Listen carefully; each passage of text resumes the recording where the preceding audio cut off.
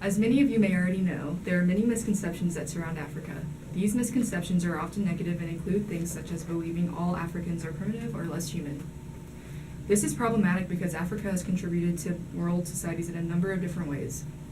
Learning about these contributions is important because it debunks these common misconceptions. And now on to Hannah for some history on African culture.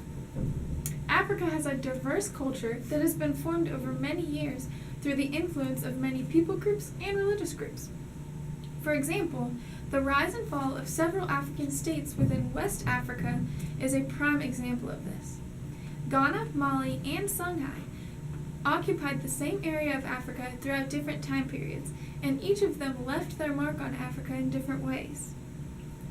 Many religious groups also came through Africa and had an influence on the culture. Many religious groups also came into Africa and had an effect on the culture.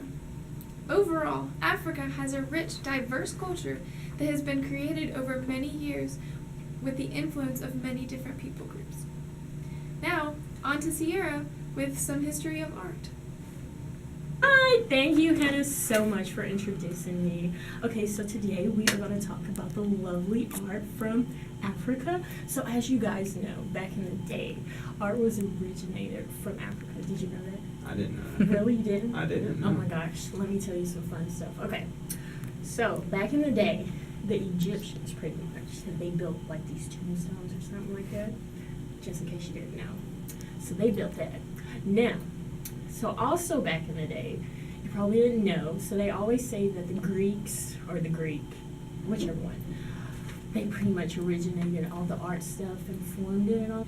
So originally, the Africans did, so back in the day, you didn't know that, so they hide it from you guys, so you just don't know that the art was from Africa. So as you see here, we got feathers, and you're wondering why, right? I am. Okay, so as you know, Africa, pretty much, they like a lot of colorful stuff. So what we're getting ready to do is we're going to be like back in the day, how they used to do it. So I didn't bring like the canvas stuff like they had, so I do apologize. So instead, you're going to put this on yourself and have really fun because, you know, they didn't have a lot of stuff like we do now. So you're pretty much just going to put it in your head and make a canvas out of your really what they did. Okay, so they had fun and everything with the arts, and just remember also that art came and originated from Africa. All this stuff, pretty much everything you know, came from Africa before Romans and Greeks and all that. So just make sure you remember that. And was it fun? Did you enjoy it? Oh yeah. And now on to Alex with his on-the-scene news report.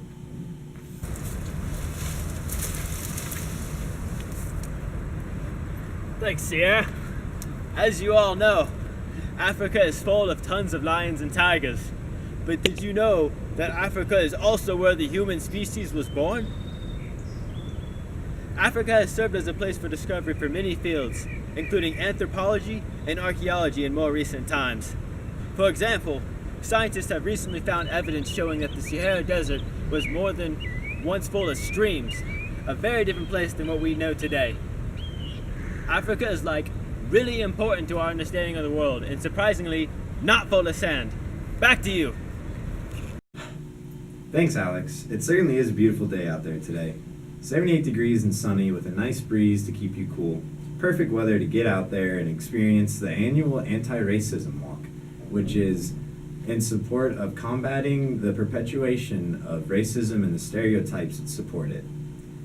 For our 7-day forecast, we have a couple showers coming up later in the week, so get out there today and tomorrow and help out in the community while we help out those in the international community.